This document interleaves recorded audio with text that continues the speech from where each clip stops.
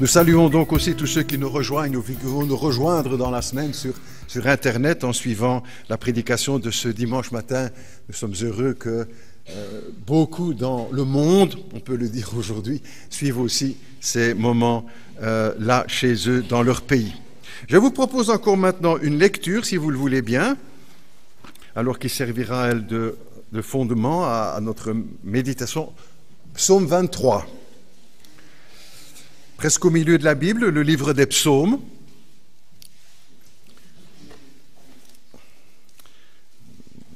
Psaume de David. L'Éternel est mon berger, je ne manquerai de rien. Il me fait reposer dans les verts pâturages, il me dirige près des eaux paisibles, il restaure mon âme, redonne des forces. Il me conduit dans les sentiers de la justice à cause de son nom. Et même quand je marche dans la sombre vallée de la mort, je ne crains aucun mal. Ta houlette et ton bâton me rassurent. Tu dresses devant moi une table en face de mes adversaires. Tu verses de l'huile sur ma tête et tu fais déborder ma coupe. Oui, le bonheur et la grâce m'accompagneront tous les jours de ma vie et je reviendrai dans la maison de l'Éternel jusqu'à la fin de mes jours. Jusque-là, notre lecture, si vous le voulez bien. Le psaume 23 est certainement le texte le plus connu dans le monde, dans les milieux chrétiens, et pas seulement. Sans doute le numéro 1 au hit parade des textes bibliques préférés des chrétiens. Et si ce matin je posais la question, quel est le texte que vous préférez dans toute la Bible, beaucoup répondraient, si peut-être pas tous, le psaume 23. Parce qu'il nous accompagne certainement depuis longtemps les uns. Certains le récitent ou le lisent tous les soirs, ou tous les jours, ou une fois par jour, depuis des années, et ne se lassent pas, parce qu'ils y trouvent le réconfort, l'encouragement, la joie dont ils ont besoin. Et cela, cette situation, ce n'est pas seulement pour notre siècle aujourd'hui, mais c'est au travers des siècles. Il a été l'un des textes ou le texte préféré de beaucoup de chrétiens, que ce soit en Afrique, en Asie, en Europe, en Amérique du Sud, du Nord ou en Australie, aux quatre coins du monde.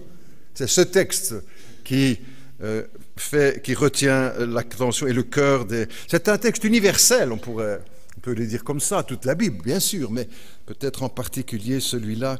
Il a la palme d'or, puisque c'est la période de la remise des prix, la palme d'or, le chef-d'œuvre de la littérature dans la parole de Dieu. Et on peut se poser la question, mais pourquoi ce succès? Entre guillemets succès, vous comprenez bien.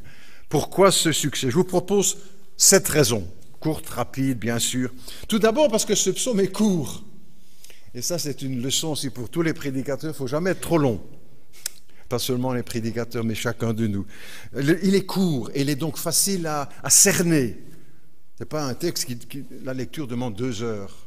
Il est court, ça c'est une des raisons certainement. Il est simple, non pas simpliste, mais parce qu'il emploie des mots simples, des mots de tous les jours, des mots de la vie. Ces mots que nous pouvons comprendre les uns et les autres. Et sa structure, sa construction est simple. Elle peut être reçue avec beaucoup de force. Troisième qualité, troisième raison pour... Elle est réaliste, il est réaliste. Il aborde la réalité. Ce ne sont pas des élucubrations là dans les airs qui ne servent à rien. Au contraire, ce psaume est ancré dans la vie, dans notre vie. En quatrième raison que je vous propose, bien sûr, il est profond. Simple mais profond.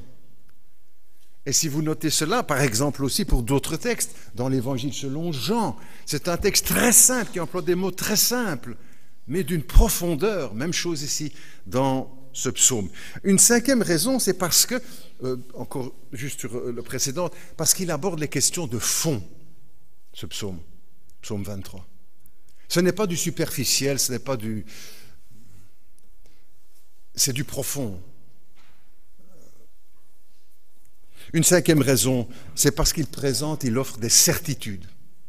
Et nous avons tous besoin de certitudes pour vivre, pour souffrir et pour mourir. Aujourd'hui, plus que jamais, tout est remis en question. Il n'y a plus de certitude pour rien. On remet tout en question, le couple, la famille, la nation, l'honnêteté, la fidélité, la vérité, l'Église, la foi, le bien, le mal. Il n'y a plus de repères, plus de certitudes. Et beaucoup, justement, ont trouvé dans ce psaume des certitudes pour la vie et pour l'au-delà. Sixième raison aussi que je vous propose, c'est d'une poésie magnifique. C'est de la poésie. Dieu, on pourrait presque dire que Dieu est artiste. Dieu est poète. Et pas seulement ici, mais dans d'autres passages aussi, mais aussi dans le psaume 23. Quelle poésie! Quelle harmonie! Et puis une septième raison qui expliquerait, conditionnel, ce succès, c'est la parole de Dieu. C'est un texte qui est inspiré, il est rédigé par David, mais la Bible nous dit qu'il a été conduit, comme les autres auteurs, conduit, poussé par le Saint-Esprit. C'est donc un texte aussi à la dimension divine. David est berger. Quand il rédige ce texte, très probablement, berger ou pasteur, c'est le même mot. Un berger, c'est un pasteur, et un pasteur, c'est un berger. Son premier métier, en quelque sorte, c'était cela, il gardait les troupeaux de son père, tout jeune, c'était son travail, sa mission. Et il a donc vécu ce rapport berger-brebis, et aussi, pour étendre cela, sa relation berger avec le grand berger, le souverain berger, Dieu, et lui en tant que brebis. Ce rapport sous deux angles différents. On oublie parfois aussi que David était un musicien, grand musicien, auteur, compositeur, interprète. Et il jouait aussi d'un instrument, probablement l'ancêtre de la guitare, en tout cas un instrument à cordes, une harpe sans doute, pas comme on voit dans les concerts, un monument, mais peut-être une harpe de campagne, on pourrait dire comme ça, ou quelque chose peut-être proche de la guitare. Il composait. Parce qu'il n'a pas seulement rédigé les paroles, il n'y a que les paroles qui nous sont venues, parce que la musique de l'époque ne nous conviendrait peut-être pas, sûrement pas aujourd'hui, mais il a composé. Et même lorsque le roi Saül, qui a été pendant tout un temps aussi son ennemi, lorsque le roi Saül, premier roi d'Israël, était agité par de mauvaises pensées, il faisait venir David, qui jouait pour apaiser le roi. C'était déjà cette méthode, cette thérapie qu'on appelle aujourd'hui la musicothérapie, des soins par la musique. Parce que la musique soigne. Elle guérit. David aimait donc la musique et tous les psaumes d'ailleurs, à l'origine, étaient chantés. On chantait les psaumes. Jésus-Christ, d'ailleurs, selon les évangiles, a chanté les psaumes dans la chambre haute avec ses disciples après avoir partagé la Sainte Seine, avant la croix. Il a chanté les psaumes avec les disciples. Les psaumes, c'est un recueil de cantiques, en quelque sorte. C'est les ailes de la foi d'Élia ou le J'aime l'Éternel de l'époque, ou bien d'autres recueils de chants de gloire. Et je me souviens, il y a plusieurs années de cela, parce que le temps passe vite pour moi comme pour les autres, nous avions reçu la visite de John Vandenhogen, peut-être plusieurs, quelques-uns le connaissent par un musicien chrétien, compositeur, et donc il avait fait un court exposé sur la musique et la foi, etc. Et il avait dit, entre autres, Dieu aime la musique. Sur le coup, j'avais été un peu étonné, je dis, mais comment est-ce qu'il peut dire ça? Et puis en réfléchissant, mais c'est en accord avec ce que la Bible nous dit, parce qu'il y a tant d'exhortations dans la Bible à célébrer le Seigneur avec la musique. Le dernier des psaumes est une exaltation de tous les instruments pour célébrer le Seigneur. Les chalumeaux, l'instrument à vent et les bois, le cor, les cuivres, les harpes, tout ça cité dans le texte, des instruments à cordes, les cymbales, les percussions, les trompettes, tout ce qui compose un orchestre symphonique. Louer l'Éternel avec. Alors, si Dieu n'aime pas la musique, on demande pourquoi il demande aussi qu'on se le célèbre comme ça. Important dans nos... Et puis, dans le Nouveau Testament, on retrouve cela. On dit pourquoi est-ce qu'on chante dans les églises? Est-ce que c'est pour remplir l'espace, remplir le temps et faire... Non! c'est parce que cela aussi nourrit notre foi. Et c'est en accord avec la parole, le Nouveau Testament, hein, pas seulement les psaumes, mais dans le Nouveau Testament. Entretenez-vous par des hymnes, des cantiques spirituels, en chantant à Dieu de tout votre cœur, sous l'inspiration de la grâce, dans l'Épître aux Éphésiens et aux Colossiens. Et puisqu'on est dans cette année anniversaire de la Réforme, peut-être un petit mot aussi sur Martin Luther, le réformateur, qui fut aussi, ce qu'on connaît moins, un grand musicien, aussi compositeur. Il a composé des centaines de cantiques, de chants. Nous en avons gardé un dans nos recueils, dans les ailes de la foi. Et il disait ceci, en tant que chrétien, théologien, professeur d'université à Wittenberg, en Allemagne, il disait ceci, je cite, « La musique gouverne le monde. Elle rend les hommes meilleurs, elle adoucit les mœurs. La jeunesse doit être élevée dans la pratique de cet art divin. Il est nécessaire dans les écoles. Je ne considère pas comme instituteur celui qui ne sait pas chanter. La musique est le meilleur soutien des affligés. Elle rafraîchit l'âme et la rend au bonheur. Après la théologie, il n'y a aucun art qui puisse se comparer à la musique. » Fin de citation. En effet, la musique est d'un apport très riche pour notre foi. Et peut-être que chacun d'entre nous se dit, il m'est arrivé, ici encore tout dernièrement, d'entendre de Mozart, le Laudate Domini, j'avais jamais entendu. Quelle richesse, quelle beauté, quel support pour l'âme. La première fois que j'ai entendu le Agnus Dei de Bizet, et peut-être d'autres chants pour vous aussi, peut-être pour les plus jeunes, du rap, avec des paroles qui vont... Mais c'est aussi la musique qui apporte tellement. Et ce n'est pas pour rien que la Bible nous encourage à ce que cette musique participe à notre vie en tant que chrétien. On a dit d'ailleurs que le peuple chrétien est un peuple qui chante. Qui chante. Dans les arènes de César, Néron au 1er siècle, les chrétiens, dans l'arène qu'allaient perdre leur vie, chantaient. Pas Néron sur son trône, ni les spectateurs dans l'auditoire. Les chrétiens dans le martyre chantaient.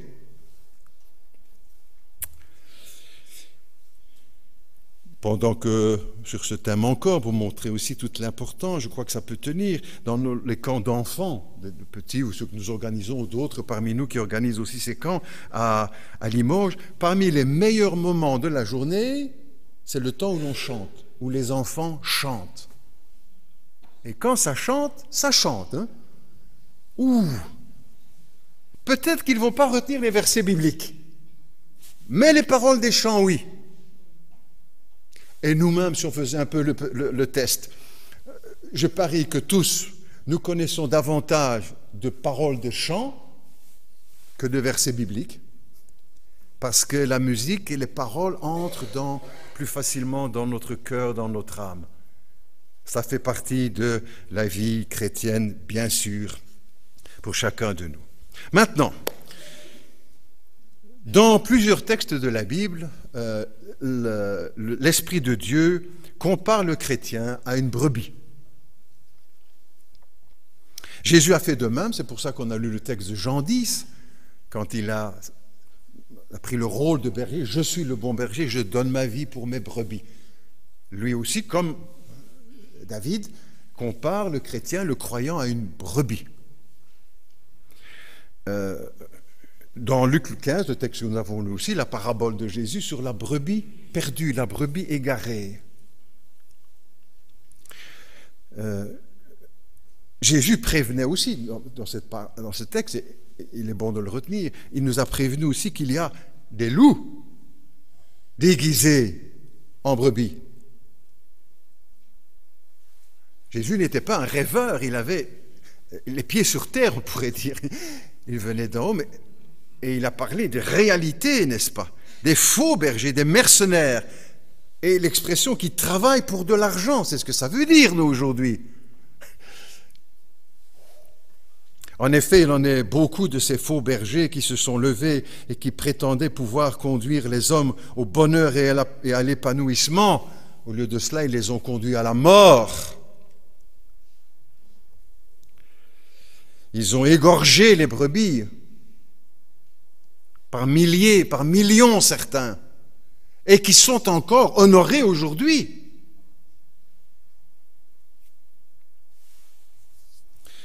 En 2000 ans d'histoire, le monde a connu beaucoup de faux bergers, n'est-ce pas?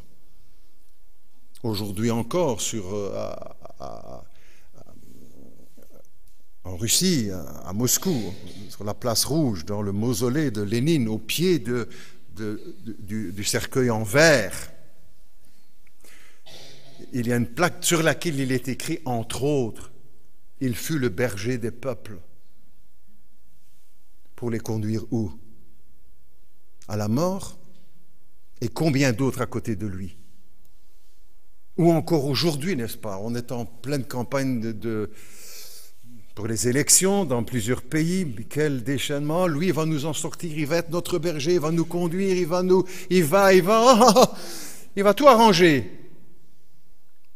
Et on repense à cette parole de Jésus dans le texte, il travaille pour l'argent. Et quand le danger arrive, il ne se préoccupe pas des brebis. Tout ça reste d'une actualité, n'est-ce pas, brûlante. Brûlante. On dit, bon, de vieux textes comme ça, qu'est-ce que ça vient encore faire? Eh bien voilà. C'est encore au cœur de l'actualité, à profondeur de ce texte, pour chacun de nous. Alors, pourquoi la Bible compare-t-elle l'homme ou les hommes à une brebis? Pour plusieurs raisons que je vous propose, qu'on appuie aussi avec les textes bibliques. À cause de la fragilité de la brebis. Elle n'a pas de défense naturelle, la brebis. Elle n'a pas de griffes, elle n'a pas de crocs, elle ne sait pas se camoufler, elle n'a pas de cornes, elle ne court pas vite. Elle est fragile, très fragile. Et la Bible a raison de comparer l'homme à une brebis, parce que nous sommes bien fragiles. Un peu notre tension qui monte, et on n'est plus rien. Notre tension qui chute brusquement, c'est fini, on n'est quasi plus rien. Un petit caillot, plus petit qu'une tête d'aiguille dans un petit vaisseau, fini. Fini, le plus fort d'entre nous, le plus jeune d'entre nous. Fini. Fragile. Tellement fragile. Notre cœur qui ne bat plus régulièrement, une chute sur la tête, un coup, c'est fini. C'est fini. Cette comparaison doit nous rappeler, et certainement nous est donnée pour cette raison, pour nous rappeler à chacun l'humilité. L'humilité, de revenir à nos justes mesures, à notre juste mesure, à notre dimension. Nous ne sommes pas, la Bible ne nous compare pas à un ours ou à un lion ou à un coq, mais à une brebis. Et quand je lis ce texte, je dis, mais comme David devait être humble pour écrire cela. Lui qui fut le grand roi d'Israël, qui avait combattu contre Goliath, le jeune lion, l'ours là, qui a fait face à la haine de David et à ces centaines de soldats qui le poursuivaient. Lui qui était roi. David a compris par l'Esprit de Dieu quelle est sa vraie place, notre vraie nature, la faiblesse et la fragilité. Quelle belle leçon pour chacun de nous, n'est-ce pas? Nous dépendons de Dieu pour toutes choses, comme la brebis dépend en tout de son berger. Et quand un homme a compris cela, il a fait l'une des plus grandes découvertes de sa vie. Sa fragilité.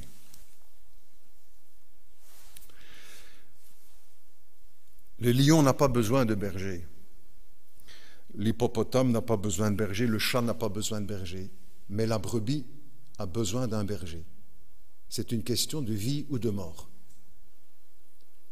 Et dès qu'elle s'égare, elle est en danger. Dès qu'elle n'est plus sous les yeux du berger, elle est en danger. Le plus grand besoin de la brebis, c'est son berger. C'est d'avoir un berger, un bon berger. Ne nous prenons jamais pour plus grands ou plus puissants que nous ne sommes, n'est-ce pas? Nous dépendons pour tout de notre berger et avancer dans la maturité chrétienne, c'est reconnaître que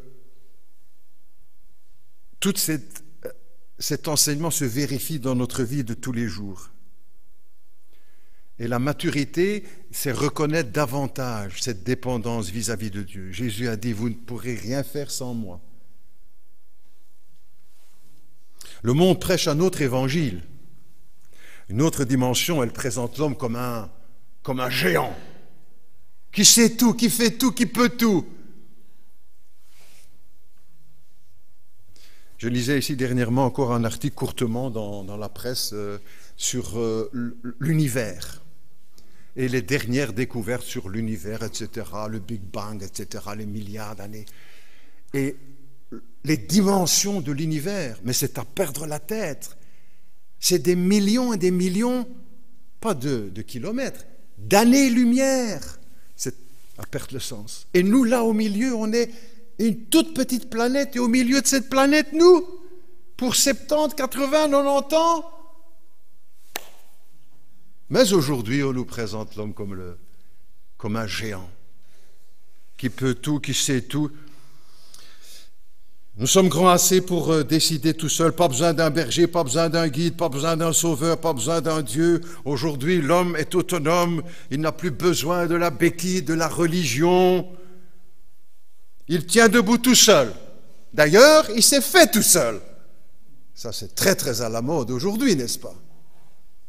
C'est un géant et il va s'en sortir tout seul.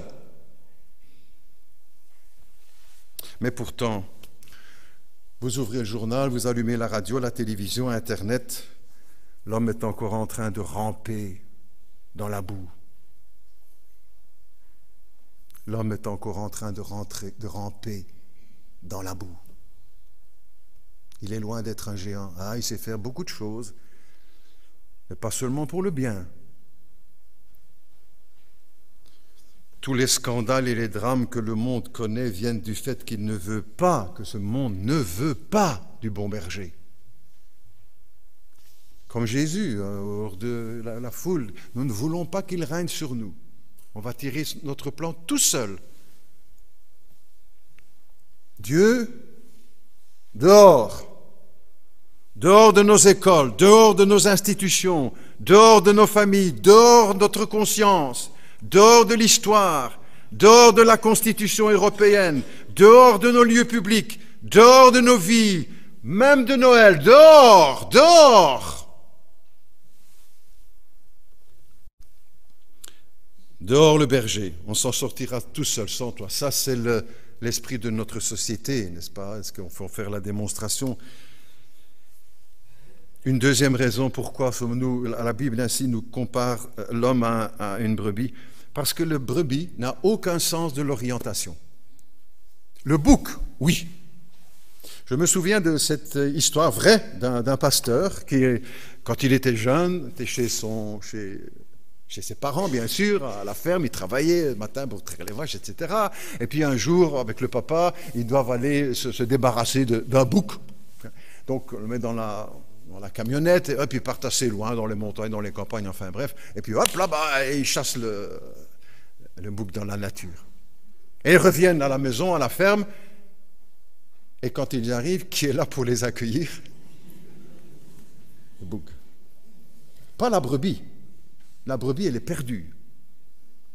Dès qu'elle quitte les regards du berger, c'est fini, elle est en danger. C'est pas pour rien que la Bible fait cette comparaison pour chacun de nous. Et ce n'est pas par hasard non plus que Jésus a choisi cette parabole de la brebis égarée. Pour parler de qui? Pour parler de nous. Pour parler de moi. Sans Dieu. Loin du berger. La brebis se perd vite, elle n'a pas le sens de l'orientation et sans berger, elle est vite perdue, égarée et en danger.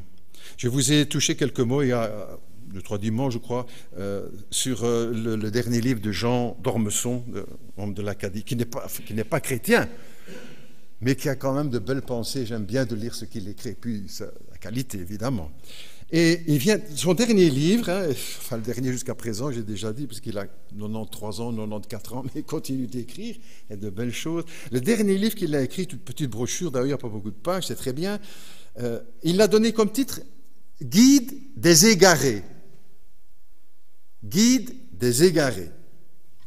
Et dans la préface, il rédige, je lis cette phrase dans la préface, « Aujourd'hui comme hier, nous sommes tous des égarés. »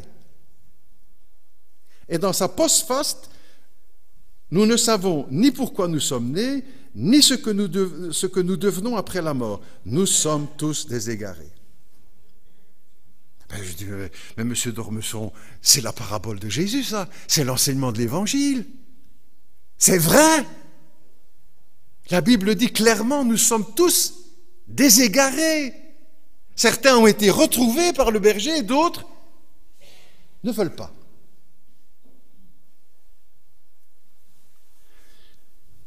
Mais cette brebis-là, c'est chacun de nous, monsieur d'Ormesson. C'est vrai. Mais Jésus, lui, va quand même plus loin que simplement cette déclaration « Oh, ils sont tous égarés ». Parce que lui, il a dit « Je suis venu chercher la brebis égarée ». Et comme dans cette parabole, il nous a rappelé que le berger nous cherche. Parce que Dieu veut que tous les hommes soient sauvés, retrouvés, pardonnés. Il est le bon berger, n'est-ce pas, qui nous cherche. Parce que nous sommes égarés, et pas seulement sur cette terre, mais égarés pour toute l'éternité. S'il n'y a pas dans notre vie un moment de conversion, où nous venons au bon berger, comme Jésus a dit, n'est-ce pas, la même chose avec d'autres mots, mais à peu près les mêmes quand même. Ça, c'est ce que Jésus a dit. Nous sommes des égarés. Et qui donc oserait prétendre « Oui, mais moi je m'y connais mieux que lui. Je pourrais faire mieux que lui. J'ai mieux compris que lui. » Le chrétien, c'est celui qui dit, qui a dit, qui redit « L'Éternel est mon berger. Le Seigneur Dieu, Yahvé, est mon berger. J'étais égaré. J'étais perdu, mais Jésus m'a cherché. Il m'a trouvé même quand je voulais me cacher.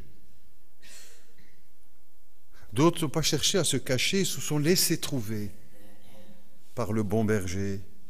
Il a donné sa vie pour moi à la croix. Il a payé le prix de mon péché à Golgotha. Il est ressuscité, il est vivant.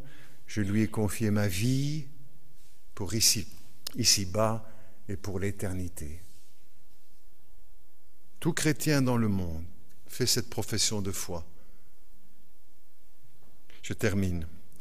Non pas avec la question « Connaissez-vous le psaume 23 ?» mais la question « Connaissez-vous le berger du psaume 23 ?» C'est ça la vraie question. Et il se pourrait que quelqu'un connaisse ce psaume presque par cœur et ne connaisse pas le berger du psaume 23. Sommes-nous encore une brebis égarée ou une brebis retrouvée par le bon berger? Nous prions ensemble. Notre Dieu, notre Père, nous te remercions pour ta parole, te remercions pour les textes que nous avons lus ce matin, pour ce que nous découvrons ou redécouvrons, ce que nous confirmons par notre foi. Voilà les choses que je vis, voilà les choses que je sais, voilà les choses que je crois, voilà les choses qui me font vivre. Père Céleste, merci. Merci pour ce texte du psaume 23, le texte des Jean 10, de Luc 15 et tant d'autres, tous les textes, toute ta parole.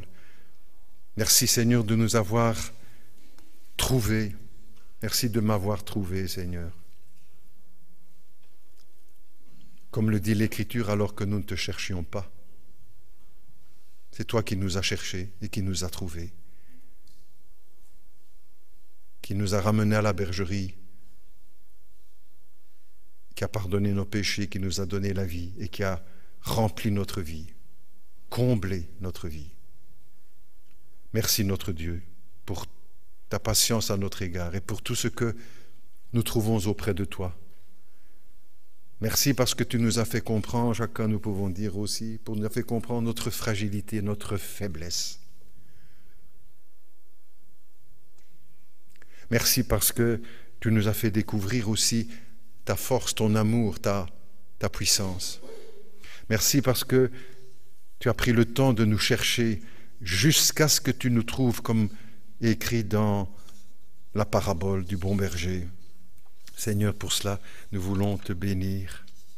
Merci parce que nous savons maintenant où nous allons. Nous sommes conduits, nous sommes dirigés. Ta parole est pour nous cette boussole qui nous éclaire, une lampe, comme le dit aussi le psalmiste. Ta parole est une lumière sur notre chemin. Le berger nous conduit, nous montre là où il faut aller, là où il ne faut pas aller, les dangers de la vie. Merci Père Céleste parce que nous pouvons nous confier en toi, parce que nous savons que toi tu es le bon berger et que tu nous ouvres les yeux aussi sur tous ceux qui ne sont que des loups déguisés en brebis. Notre Dieu, nous voulons marcher avec toi dans la dépendance, dans l'humilité et aussi dans la joie de ces retrouvailles, parce que tu es venu nous chercher, nous trouver, nous sauver. Que toute la gloire te revienne et que nos vies t'honorent en toutes choses. Au nom de Jésus. Peut-être aussi, si quelqu'un ou plusieurs parmi nous ne sont pas encore venus au berger, à Jésus-Christ, qu'ils puissent venir et ne pas fermer leur cœur, leur âme, leur esprit à l'amour de Dieu. Au contraire, qu'ils puissent s'en approcher sans aucune crainte. C'est au nom de Jésus que nous te le demandons. Amen.